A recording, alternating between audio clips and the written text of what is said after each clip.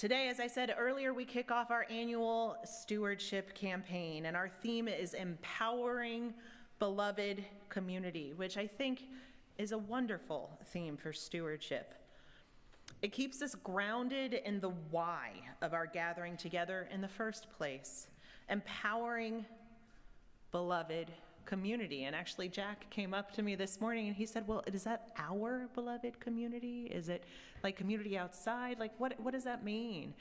And I appreciated that question because I think it's important. What we do in here is how we can be out there. What we cultivate when we are together is so that in our secular spaces, in our schools, on our buses, on our libraries and restaurants and public spaces, we can carry with us the faith that calls us into love, and that we carry and cultivate and learn and nurture and grow together here.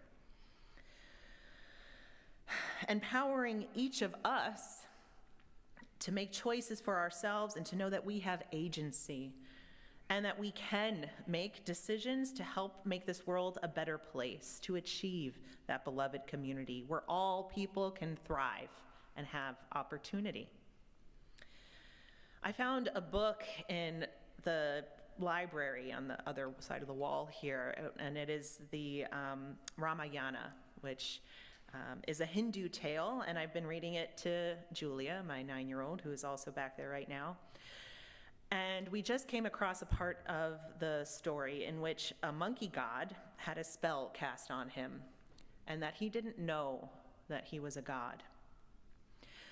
But once he was told of his nature, he immediately grew into a giant and could find the lost princess Sita on a faraway island where she was being held by the 10-headed demon Ravana. The monkey grew into his power when he became empowered through the knowledge of himself. Empowerment is crucial. It's narrative changing. Just as the heroes in the tale had lost hope, the monkey god's knowledge of his own power transformed him and their circumstances. And empowered people are capable, strong, and purposeful. And empowered people rooted in love, rooted in the inherent worth and dignity of all people, people like those of us who find ourselves in the seats here this morning and watching online. We may not always feel powerful, but it is our job, our responsibility to know that we are. Empowered, loving people know we have responsibility. This faith, cultivated in church community, is why I chose to follow my call into ministry and dedicate my life to be a servant of the movement towards love, which I sometimes call God. Being a servant to the movement of love means it is my job to make sure that you know that you have power within you, in yourself, and that you have worth and dignity. And so does everyone else. And that you can take action on behalf of that knowledge. And on today's stage, the knowledge of our own power is of incredible importance, as the work that we do together as a spiritual, pluralistic community bound together in faith. And faith sometimes in UU spaces is a difficult word to pin down. It sometimes brings up not so good feelings for many of us who carry with us church hurt from our pasts. But I do think it is part of what we need to claim more boldly, in a way, because this time that we are in is a post-Christian, post-humanist, post-modern, theologically timey-wimey, wibbly-wobbly kind of time. There's a lot in flux right now. And I think it's exactly where Unitarian Universalism can shine. Our faith is not rooted in answers, and I wouldn't even say it's rooted in questions. But we are fond of questions. I would say that our faith is rooted in an openness, in curiosity, in hope, and the idea that every human wants to live peaceably without restraint on their personality, on their expression, on their freedom. This faith is also rooted in doing no harm. And sometimes the balance between freedoms and harm is where the struggle is. That's where the tension is, and that's why our communities are so important. And this community, the Unitarian Universalist Congregation of Sterling, is bound by an awesome mission. Our mission is to seek, love, and serve boldly. And the mission of a church is what Dan Hotchkiss, who is the author of Governance and Ministry, which is essentially the Bible for boards across liberal traditions, he says that the owner of a congregation is not the congregants, it's not the staff, it's not the minister, it's not the board. The mission is the owner, and the people of the church are the fiduciaries of the mission. That is to say that the people hold the trust of the greater why, the greater reason that brings us together in faithful community in the first place. Knowing your mission, knowing who you are and what you stand for is important in the best of times, and it is especially important right now. We Unitarian Universalists are called by a faithful response to reject harmful theologies and practices and live our free and active faith to bring a more just and loving world into fruition. And that is no small task. But thankfully, we are not asked to do it alone. We do it in community. So I'd like to break down our mission a little bit, because it is a nice and simple one, is it not? Seek. This one small word comes right out of the principle for a free and responsible search for truth and meaning, which, when I was new to Unitarian Universalism 14 years ago or so, was most intriguing to me.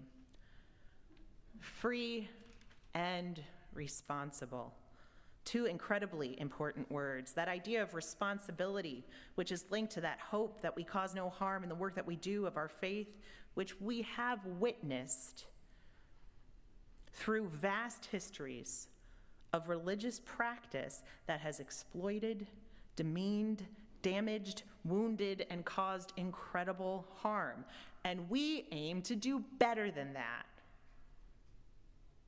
So we are seeking a better way, though the waters are often muddy and rough. But we'll get there. And thank goodness we have each other to hold on to. All we need is hope, for that we have each other. And to stay accountable to each other in our aspirational hope of creating beloved community.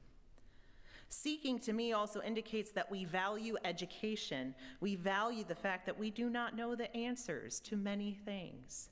Seeking takes the stance and willingness to acknowledge ignorance within ourselves with a hope of understanding. And love, the second word in our mission statement, is quite a word to be bound to.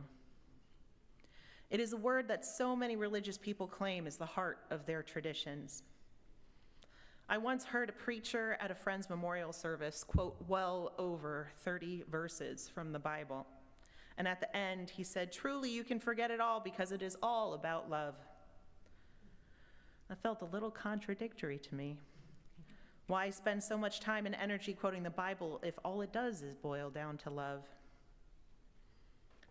What we do in our tradition is to be critical of the sources that inform our religious heritage. Instead, we center love. We center ourselves in love, knowing it is not the fullness of our tradition, but what we aim to center in ourselves and in our actions, in our interactions, our words, and our thoughts. That is the hope. And our tradition now has 7 values and covenants, which we voted on 2 years ago at General Assembly. to reframe the way we present ourselves, and to center ourselves. And love can be also one of those wishy-washy, touchy-feely words that some people don't resonate with, and some people it doesn't have much, we don't have much commitment to, and it can be really fair, because not everyone is treated the same way while being told that what they're experiencing is love. In fact, many dysfunctional families teach their children that love is something it is quite not. We aim to be a faith of healing, presented, taught, lived out with grace and accountability.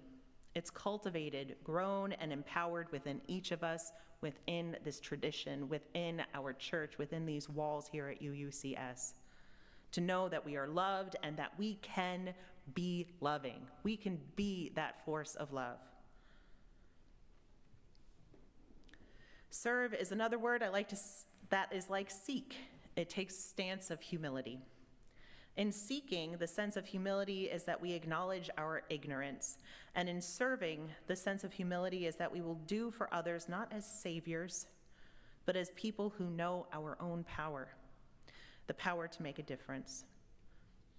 Whether that's cooking a meal for a neighbor who is sick, stocking a local food pantry, teaching in a volunteer capacity for an after-school program, or empowering kids to use their voice in a poetic way. Service comes out of the action of our faith, the humble action that empowers us to create that beloved community. And the last word of our mission statement is my favorite of all, boldly, because we have been a little tepid in the past, not necessarily this congregation, but Unitarian Universalism as a whole, with our hesitation around proselytizing and evangelism. But boldness is something that is needed right now. People don't even know who we are or what we stand for. And people need community. This is a scientific fact. The more connections we make, the better our brains are, the better our mental health is. Intergenerational community is a rare thing these days, and it is a thing that we do in this congregation. It gives children and elders and middle folks access to each other's wisdom.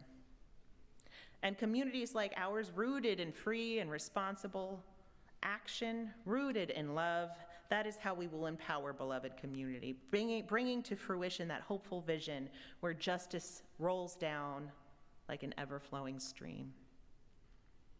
And being bold means not being shy about talking about our faith, not hesitating when it comes to taking action or speaking up in the name of justice. I believe we need to be bold. We need to shine our lights, that remembered radiance that shines within us. And for each one of us, bold might look a little differently. But remember, I'm called to serve the movement of love, which tells me it is my job to empower you. You as your whole self, which, whether that be a little shy or timid or naturally bold, it is important that you know your worth, like the monkey god, so that you can be the virgin, the bold version of who you are meant to be, while navigating a path that does no harm. And all of this community of spirits, this congregation of shared faith where we seek, love, and serve boldly, it's worth funding. This is a very good answer. This church is a good answer to our current situation. I believe that if people lived a little bit more intentionally, to seek community rather than to stay in isolation, to serve one another, to hope for more for ourselves, for our communities, and the world, that is brilliant and beautiful and worthy. And remember, the mission owns this church, to seek, love, and serve boldly owns this church. It's the why of this community. It changes and grows with each new person who joins it. During the stewardship season, consider what this mission, what our faith, what this why means to you, and decide what you can give to support it, because this community is all of us, and it needs your generosity and commitment to sustain it. Thank you.